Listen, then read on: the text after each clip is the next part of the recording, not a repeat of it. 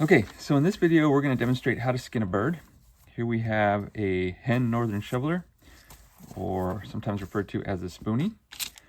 We're going to do a ventral incision, so we're going to skin this bird. This one's actually going to be mounted, but the process for skinning this bird, whether we're doing a round skin or a museum mount or a lifelike mount, is exactly the same until we get to the point of actually putting it back together. So in this video, we're going to demonstrate how to get the skin off of the carcass properly. These birds have a lot of feathers, and they have some oil glands located here at the base of the tail, and so when they preen, they kind of coat their feathers with that oil coating to help keep them waterproof, so that they don't become waterlogged while they're swimming. And so we got to get through those feathers, and we're going to use just a little bit of water to do so, but it kind of takes a little bit here. It doesn't necessarily spread apart right away. And I've got a bowl of water off screen here, off camera here. And all I'm doing is just going to soak these feathers until I can get down through the outer feathers, through the down feathers that you can see there, and try to expose that skin. If I just cut down through the feathers and started cutting the actual feathers themselves, when we go to sew this thing back together, we'll have a very definite incision or line here. The feathers won't appear natural, and we want to avoid that. We want this thing to go back together and not somebody not be able to tell that we actually made an incision here. So if we cut through some of those down feathers, it's not a big deal. It's the outer guard feathers or larger feathers that we're concerned with.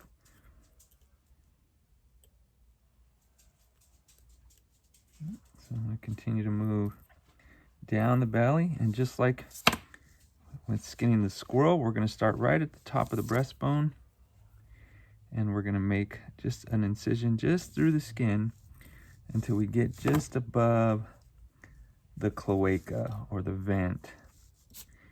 And if we go a little bit further up in the neck area or down below the vent, it's not the end of the world. The longer the incision, the more stitches we have to do, or we have to add to close it up, but that's okay. All right, so now you can see I just cut through the skin. Some of the muscle is exposed there. I was a little off the center line, but that's okay. This bird's still a little frozen. So I'm going to start to peel that skin away, and you can see that connective tissue. Let's come on this side. You can start to see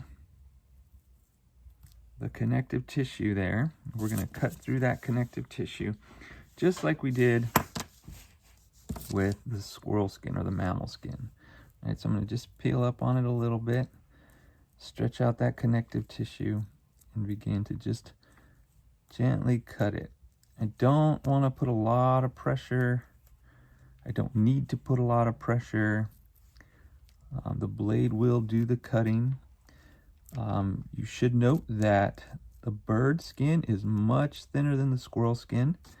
It's going to be less forgiving, so we want to be very careful, but again, not so cautious that we don't make any progress. And so you can see that skin is starting to come away, and we're going to keep working the skin away until we expose the leg joint, and then we'll get the legs separated, and then we'll get the wings separated, the tail, and then we'll leave the head for last.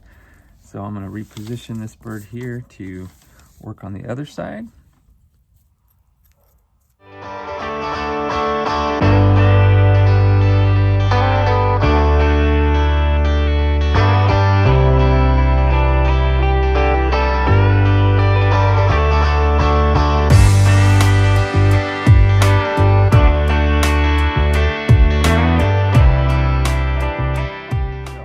Now I'm getting towards the leg, and I want to see if I can free this leg up here. And just like the squirrel, we don't want to break the bone if we can avoid it. Just trying to push this leg up, but it's still a little frozen and doesn't want to work. So I'm going to come in here with my knife and try to free up this joint, being cautious not to cut through the skin. Peel that down a little bit. And we want to keep this leg bone intact if we can, because we're going to use that in the mount. We're going to run a wire through it. I've already broken it. You may get it, you know, if the bone may be broken when the animal is shot. We can still work with it, but ideally we'll keep them in one piece. I'm going to try to separate the leg at that joint again. Just finding where the two bones meet and getting my blade in between them. That tends to do the job pretty well. We're going to leave the lower leg with the carcass. I'm sorry, with the skin, and we'll leave the upper leg with the carcass.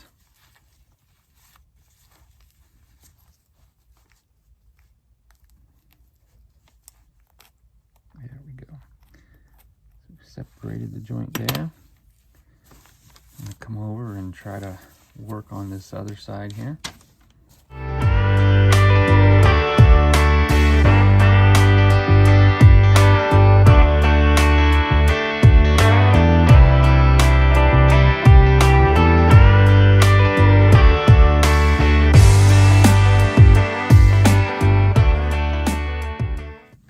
Now, just below, it's kind of the pelvic girdle here. There's a couple of bones, you'll feel them, they come out below the visceral cavity. We want to cut, we've got to cut through this area straight down and then through the backbone. So I'm going to peel this away. If we cut through it too forward, we're going to cut through all of the intestines, and we don't want to do that. So I'm going to continue to work this skin back until we get below these bones here. And we're almost to the vent, to the cloaca. There's the bone on this other side. You can see it there.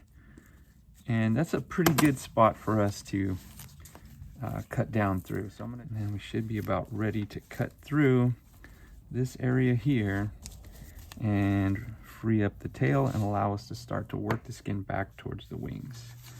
So I'm just grabbing the bird at the base of the tail, peeling this skin back a little bit, and I'm going to cut right through here. It is a little messy. Again, this is the vent, so we may run into some fecal matter, but the lower down we make the incision, the better off we're going to be. And I want to get to that spine right there. And I'm going to continue to peel this back.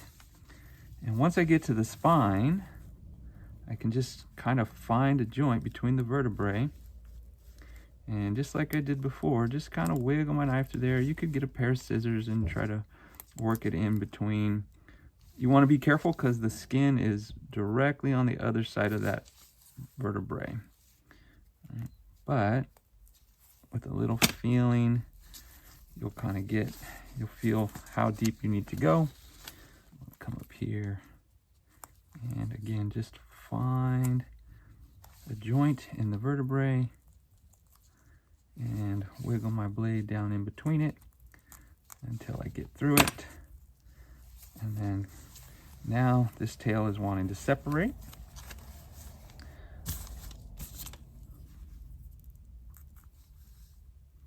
So I'm going to help it out a little bit here. In fact, what we're going to do now is we're going to come up here and we're going to remove the wings, separate the wings to give us even more flexibility to get around that backside.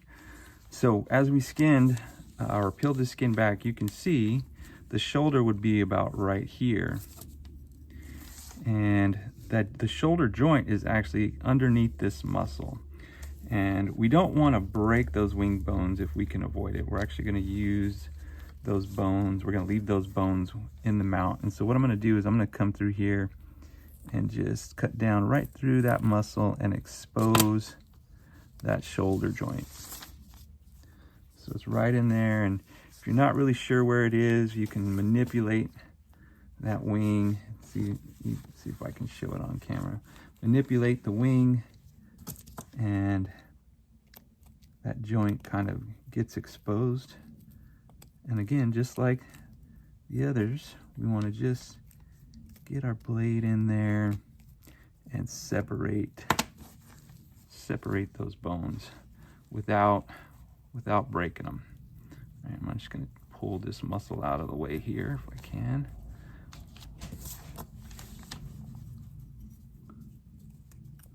So there's the joint right there, and you can see it. So now we've separated it. You can see all this connective tissue here. I'm gonna go ahead and cut through that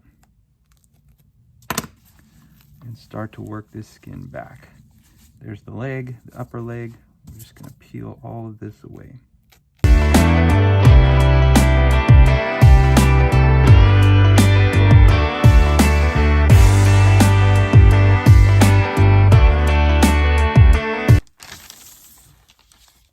Now we're almost completely through. In fact, you can see, I think you can see my finger right through there. So we're almost through, completely around the bird. I'll cut through that membrane and start to peel this off. You can see how there's not much between the bone and the skin there. So it'll be firm, but not too aggressive. And now we've got the tail and the skin away from the rear of the animal, and we're going to start to work forward. So now we're at the neck, and what I'm going to do is, since this is actually going to be a lifelike mount, I'm going to actually skin this face out.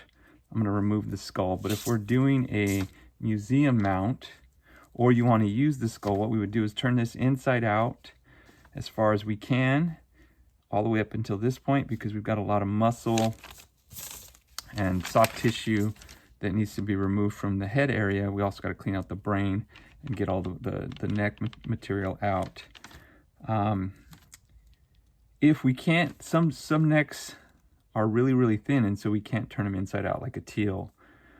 In which case we turn them as far as we can, but then we've got to come in on the back side of the head and make an incision here and then turn it inside out that way. But because this is going to be a lifelike mount, I'm going to demonstrate how to remove the head, or the skin around the head from the bird. And so what we want to do is we want to just like we made an incision on the belly, we want to make an incision following the fleshy part of the beak.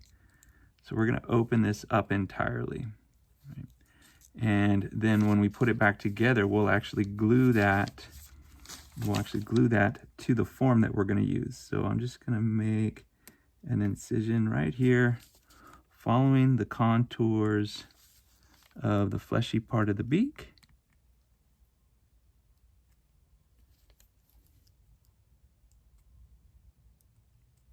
And I know you think of a bird beak and you think it's hard, but there's actually a layer of skin over it, at least in ducks, and I think in passerines too. But these sometimes are quite fleshy and soft.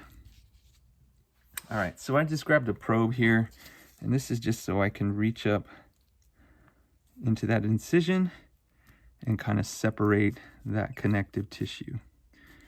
So I made the incision there, and then I'm just reaching in and breaking that connective tissue. So I'm going to come back up here, make sure I've got it cut.